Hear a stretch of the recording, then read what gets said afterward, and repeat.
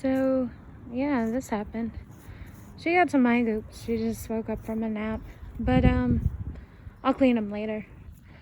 When we go inside. But, yeah. This whole... Yeah, baby. We gotta get your eye goops when we go in. Yeah, we do. Yeah, we do.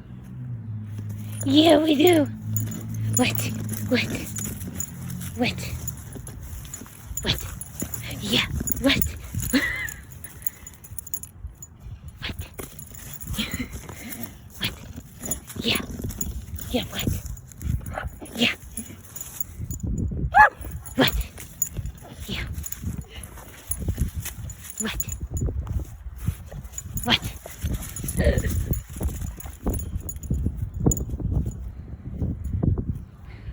But anyways, so yeah, this whole plague allowed me to get her for no money whatsoever. I co-own her with her breeder, who I've been friends with for a while and who I had intended on getting a puppy from next year. I wanted a full registration Neapolitan. If you guys hadn't guessed by now, that's what she is. But yeah, I was waiting till next year. But I'd followed her breeder for, God, what, 4 or 5 years now? And we've been talking. We became friends. I met her at a dog show in Michigan where she was showing a couple of her dogs, a sibling pair, a male and a female. And yeah, so we had discussed me buying a puppy next year. I got prices from her and whatnot, and it was all set in stone. Well, one day, what are you doing? What are you doing, Via? What are you doing? Anyways, one day, I wake up to a message from her breeder that was like, "Do not chew on that." Yeah, you. That was like, Via? That was like, do you want to co-own Sylvia with me? That's her full name, Sylvia. And I know what co-owning is, but it's a little bit different depending on what breeder you go to. And so I was like, well, what exactly would co-owning her, entail? What's the details, everything like that. And she said, call me, so I called her. And I have 2 other dogs. They're inside right now. I brought Via out here by herself just to make sure she went potty, which she already did. But, so I called her. Hi. Hello. And, we talked a little bit about some drama going on in the dog world, and then all of a sudden she said, you can just come get her. And her breeder is down in Indianapolis. I live up in Illinois. So where I'm from, it's about a 4-hour drive. And I asked her, I'm like, so wait, you don't want an adoption fee or a co-own fee, I should say. She's like, no, but there are stipulations, which, makes sense. She's a full registration co-own, which co-owns usually are.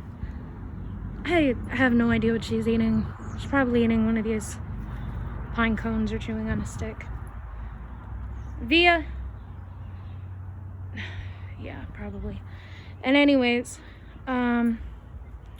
so basically what I got so far from the co-own, we haven't done the whole contract thing yet. But it was, she has to be shown, titled by 2 months. 2 months, Jesus God. She has to be titled by 2 years. She has to be health tested, and then we will co-own 2 litters off of her together, and then her breeder will sign off and she will be mine. But the whole reason why I got her, because of this whole pandemic, is because she was originally sold to somebody in Mexico. But because the border's closed, she obviously could not go. There could be no money exchange. And so, from what I understand, her breeder offered that the guy who had bought her for show purposes a different puppy from a next litter once this whole thing blows over. And yeah, you see that drool? That's why she drinks outside. Yeah, you. But anyways, and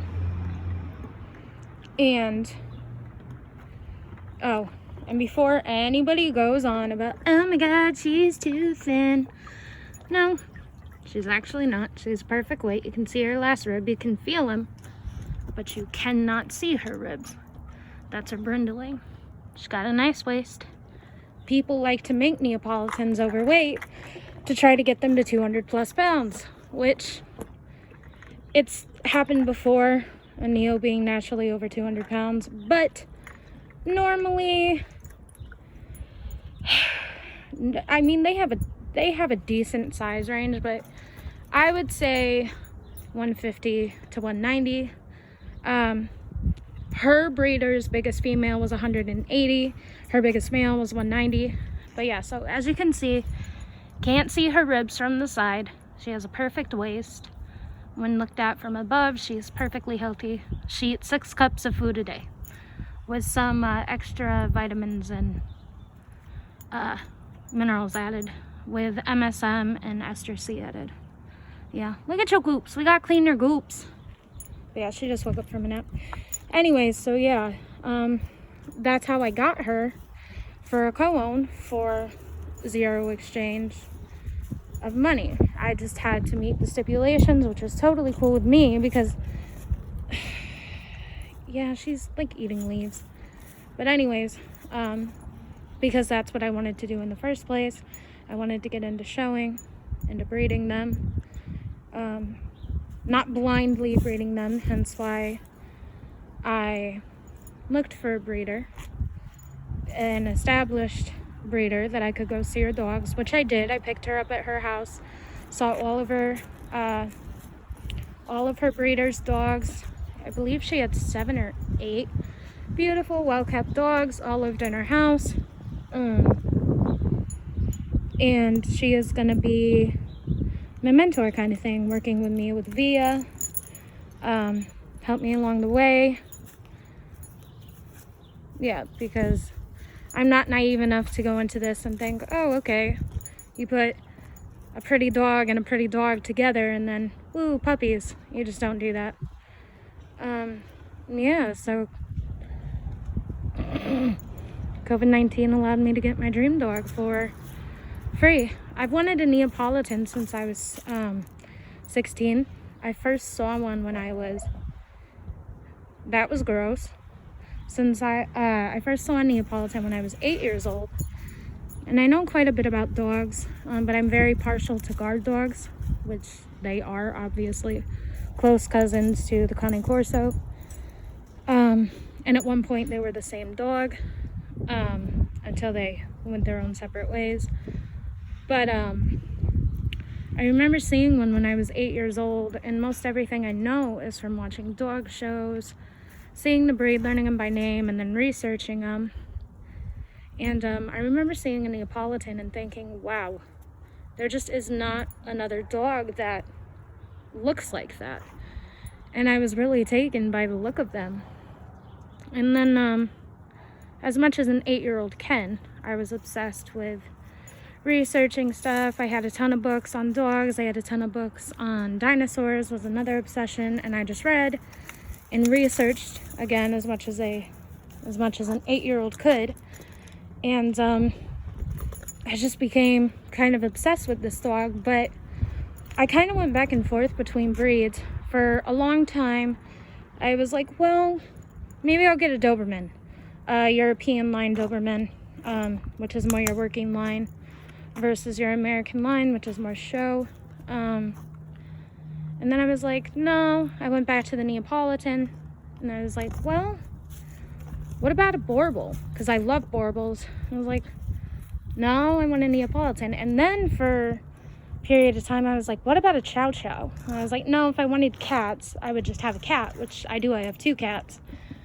And I just always went back to a Neapolitan. And I was like, if I don't get a Neapolitan, I know I'll regret it. So, yeah. And come 16, I knew I wanted to be involved with showing and breeding them.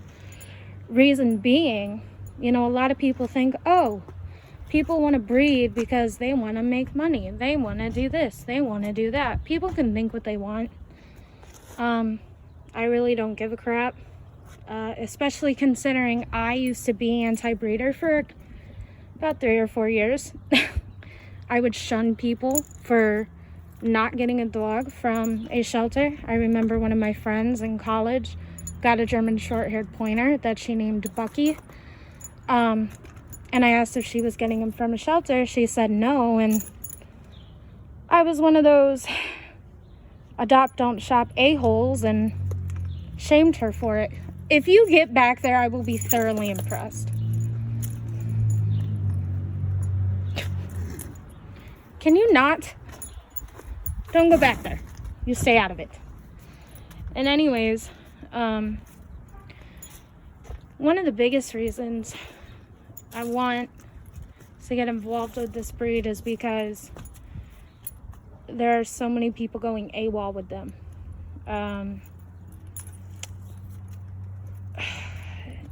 People will say, oh, these dogs are disgusting. Look at all the wrinkle. Look at all the this. Look at all the that. And it's like, for one, they're supposed to have wrinkle. They're supposed to have mass. But at the same time, they're still supposed to be able to do what they were originally bred for, which is guard the home and guard you. Contrary to popular belief, they are not supposed to look like Cane Corsos. If they were supposed to look like Cane Corsos, they would have stayed Cane Corsos. Cane Corsos and Neos would have stayed the same dog. These dogs were never bred to be endurance runners. They were never bred to be, hunters. They're not an all-purpose dog like a Cane Corso is. Your Cane Corso is your big farm dog. You're big. You want to go, you want to run, let's do it. Let's go hunt. Let's run a marathon. These dogs naturally and instinctually stay at their house. Naturally and instinctually stay by you. I don't even have to walk her on a leash. Obviously I do. But that's just her instincts. Her instincts are to stay by her family, guard them. There's the other dog. That's a Kalia. She is an Amstaff mix. And so these dogs are supposed to be massive. They're supposed to look strange. One of the things about them is their looks alone were supposed to be off-putting enough to intruders that they wouldn't want to mess with the dog.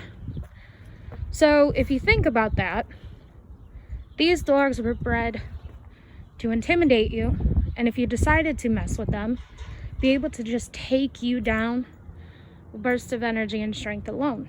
And that's what they do. And they're perfectly designed to do that. And all this extra skin, look at this. This does not bother her at all. She doesn't give a damn. And all this, somebody tries to hurt her and they go for her throat or they go through this, good luck. She's got all that extra skin. It's a natural, what do you want to call it? Natural armor. But yeah, so I wanted to get into breeding them because while they are supposed to have all that, so many people have gone AWOL with them. People are obsessed with breeding way more wrinkle into them, way more bone into them, trying to make these dogs as big as possible, trying to get them past 200 pounds, trying to turn them into nothing more than an ego booster. Via, knock it off. She wants a Kalia to come out. But, yeah, nothing more than an ego booster. A whole, look at how big and powerful my dog is, and look at all its wrinkle, look at its this, look at its, Via, knock it off. and without any regard to what it's doing to the dog, to the breed. And these dogs, I mean, any giant breed doesn't really live very long. These dogs live about 8 to 10 years, pretty standard for a giant breed. But I've seen a lot of these people who are breeding in this extra bone, this extra wrinkle, this just mass. Some of their dogs are dying at 5 years old, 6 years old. There's absolutely no reason a well-bred, healthy Neapolitan Mastiff should die at that age. Long living? No. But they have a decent, they have a decent lifespan. And people like to say, oh, well, they don't live that long because look at them. They can't move. They can't do anything. And yet, Great Danes tend to live shorter than them. But you never see people complaining about that. Or you do, but very rarely. So my whole want with this breed is to help keep them true to type, but cement them in a way that they're supposed to be. Not go crazy anymore. It's hard to find a good true to type Neapolitan Mastiff without finding someone in the pedigree that's super overdone, super typey, and in the future that can pop up in a puppy. And my goal is to work with her breeder and a few other breeders, a lot of them from Italy, who have the original dog in their mind, the original working dog in their mind, and to make sure that 100 years from now, when I'm gone, this breed will still be around, and that I have a part in that. This isn't about money. If this were about money, I would have picked a really, really easy dog to breed. Neapolitans are not easy to breed. One of their nicknames is the Italian Bulldog. They can breed naturally, but just because of the mass, usually they have to be artificially inseminated because Neapolitans are longer than they are tall. So the female has a hard time holding the male's weight. And they also have to have C-sections 9 times out of 10, or if you want to be, safe versus sorry, 10 out of 10. They're hard to breed. They cost a lot of money to breed. If I wanted to pick something that could have possibly made me money, I would have gone with one of my other favorite breeds, being an Amstaff, a Cane Corso, which is my second favorite breed. And I'm not saying it doesn't take money to breed those dogs at all. And I don't want people to think, oh, you think it is. But it is a lot easier to breed those dogs than it is to breed these dogs. Breeds like Neapolitans, French Bulldogs, English Bulldogs. Now there, you really want to talk about a breed that has gone AWOL. I could go on and on about English Bulldogs. But yeah, so that's my hope. I'm going stir crazy on this quarantine BS. Extremely crazy, but thankfully I came out here the other night and my stupid self dumped a little bit of her leftover kibble in the yard. I don't know why I didn't dump it in the garbage in the garage. So that's what she's eating right now. So I'm preoccupied potty training her. She's already kennel trained, in terms of not barking in the kennel. In the past 2 nights, she actually hasn't gone to the bathroom in the kennel, which is amazing, because they are infamously hard to potty train. She hasn't pooped in the house yet, but she has peed a couple times. But otherwise, she's been a really good puppy. She's very laid back. She has her burst of energy, which they do. But other than that, she's been way easier than our Amstaff and our Siberian mix, Nuka. You better not eat poop, woman. Via, knock it off. But yeah, so that's what I'm doing. So even though COVID has caused me to cancel my trip overseas and for the time being prolonged my BTS concert for my 3rd year in a row, I got my dream dog for free, just with stipulations. So here's to the start of something I've been wanting to do since I was 16. What are you doing, you freak? I'll let the other dogs out. Let's see if Acalia is being standoffish today. Come on, outside. Acalia, come on, outside. Nuka, wanna come outside? Nuka, come on. Via, stop jumping from the stairs. Acalia, you knock it off. Yeah. Nuka's a Siberian mix. No, he is not underweight. And we know he is a Siberian mix because 5 years ago, Via, leave her alone now. But anyways, we got him from a friend who had a whoopsie litter because they didn't think putting a female in heat and a male together would do anything. So his mom was a black and white Siberian with blue eyes, and his dad was some sort of bull mix. My guess is Amstaff mix. Nuka, do not go on the porch or sidewalk. Yeah, so my guess is Amstaff mix. So we just call him a Husky Pit Bull mix. So yeah, and then that's Acalia. She is an Amstaff mix. They say Amstaff, American Pit Bull Terrier.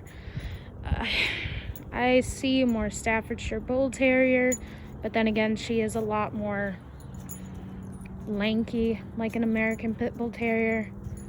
She doesn't have any prey drive to her in terms of actual animals. She will go after toys hardcore though. So yeah, that's Acalia. We call her KK. That's Nuka, named after Nuka-Cola. We call him Nunu. That's Via going poop. The AKC name is Sylvia. So yeah, that's the doggos. Huh, Neil? Nuka. Yeah, good boy. So yeah, thank you COVID for my dream dog. She was actually our first dog. Then it was him. Yeah, and then it was her.